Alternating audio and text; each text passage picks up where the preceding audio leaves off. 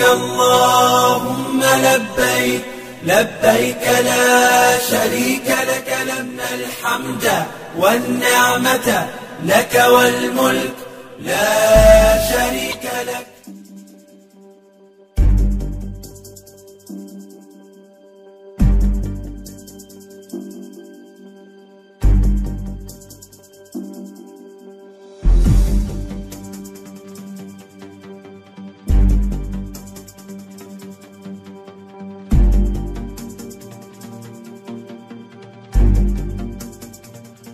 Komponen kedua yang dipaparkan terkait dengan vaksin meningitis sebesar 30 miliar.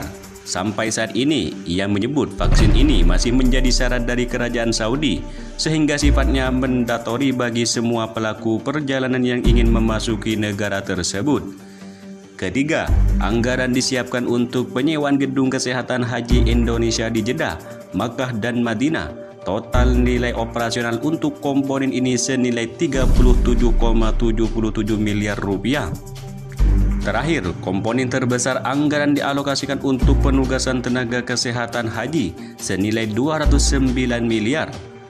Angka ini terbilang besar mengingat Kementerian Kesehatan harus menanggung tiket petugas dan akomodasi untuk kurang lebih 1.800 tenaga kesehatan haji nanti.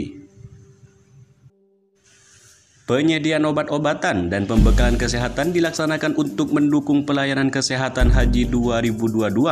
Hal ini digunakan sejak di embarkasi, proses pemberangkatan di asrama haji, selama penerbangan, dan pelayanan kesehatan selama di Arab Saudi, ujar Budi.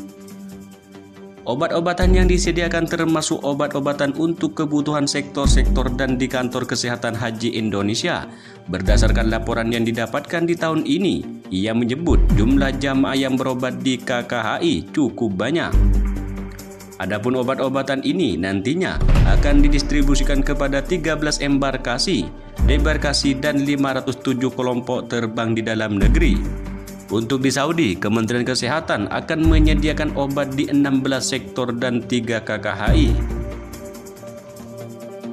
Untuk fasilitas pelayanan KKHI, Budi menyebutkan tersedia 223 tempat tidur untuk jamaah yang memerlukan rawat inap dan 10 tempat tidur untuk keperluan ICU. Sebanyak 24 mobil ambulans disiapkan untuk melayani jamaah selama di Arab Saudi. Di KKHI, ia menyebutkan telah disiapkan sejumlah petugas medis dengan beragam spesialisasi seperti penyakit dalam, penyakit jantung, penyakit paru, penyakit jiwa, penyakit saraf, anestesi, bedah, dan rehabilitasi medik.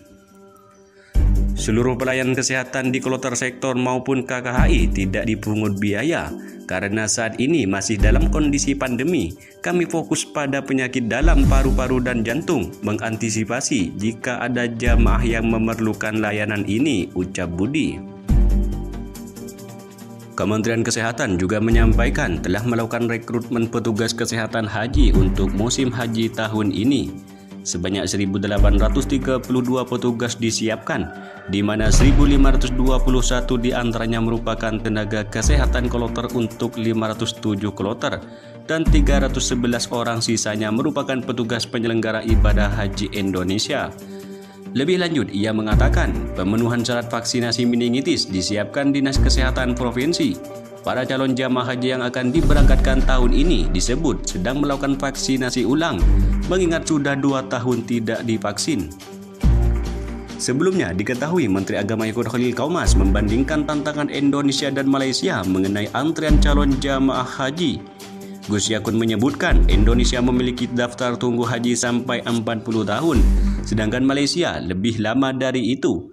Hal tersebut ia sampaikan ketika bertemu Menteri di Jabatan Perdana Menteri Hal-Ehwal Agama Malaysia, Datuk Idris bin Haji Ahmad di sela kunjungan kerajaan di Arab Saudi pada Minggu 20 Maret 2022. Malaysia yang setiap tahun di masa sebelum pandemi memberangkatkan 30.000 jamaah haji ke Tanah Suci, sekarang menghadapi antrian jamaah mencapai 141 tahun. Sementara Indonesia dengan keberangkatan 210.000 jamaah sebelum pandemi, antriannya mencapai 40 tahun, kata Gus Yakut dalam keterangan resminya pada Senin lalu.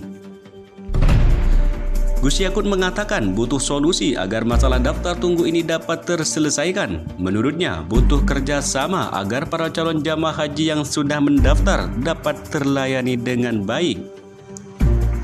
Tadi kami bersepakat untuk bersama-sama mencari solusi terbaik agar jamaah haji bisa terlayani dengan baik. Biiznillah, ujar Gus Yakut.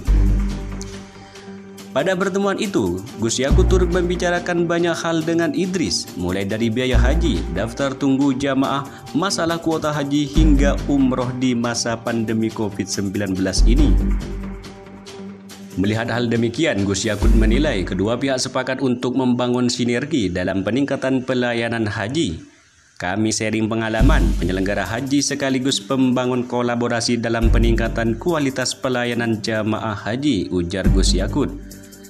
Sebelumnya juga, Menteri Agama Yaqut Khalil Qaumas bertemu dengan Menteri Haji dan Umrah Arab Saudi Taufik Al-Rabiah.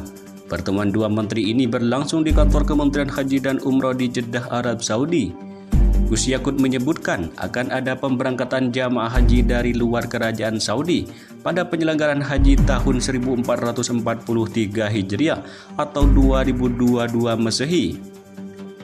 Merespon hal tersebut, Ketua Komnas Haji dan Umroh Mustoleh Siroj terus menyambut baik kepastian tersebut, walaupun tidak dalam kuota normal. Pemerintah Indonesia lanjutnya tetap harus dapat mengakomodir semua calon jamaah haji yang telah melunasi biaya perjalanan ibadah haji tahun 1441 Hijriah atau 2020 Masehi yang mencapai 198.000 orang. Tentu saja menjadi kabar baik yang dinanti-nanti, kalaupun tidak kuota normal, minimal bisa mengakomodir calon jamaah haji yang telah melunasi BPIH 2020, kata Mustoleh saat dihubungi MNC Portal pada Selasa 22 Maret 2022. Menurutnya, hal ini dilakukan agar tidak ada kekecewaan di tengah masyarakat yang telah menunggu kepastian keberangkatan selama kurang lebih 2 tahun. Artinya, janjinya Pak Menteri dari tahun ke tahun, yakni mereka yang sudah melunasi itulah yang akan diberangkatkan pada tahun musim haji pertama kali dibuka sejak pandemi ini,